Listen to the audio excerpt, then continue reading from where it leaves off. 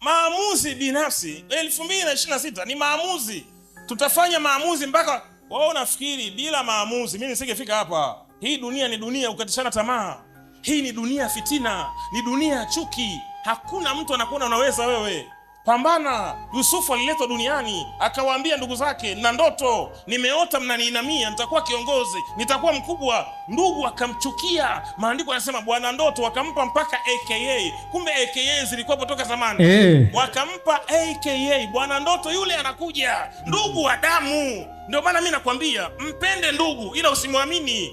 Na katika maisha lazima ujue watu wengi wanaoshirikisha maono ndugu hawafiki popote. Amen. Usimshirikishe ndugu maono. Kaa kimya. Maono yashirikishwe na ndugu, kwa sababu 90% ndugu hawatuamini sisi. Unaweza ukawa rais wa Jamhuri ya Muungano wa Tanzania afu kafika nyumbani, umekuja ndio umekuwa rais wewe, unawatapeli huko. Haya, demu wako kule wanasemaje? Kaka hapa kasema umekuwa rais. Yaani bado wana mambo ya zamani. Wanakuna wanakumudu. Ni sawa sana watu wanaotujua hawawezi kuamini tulionayo.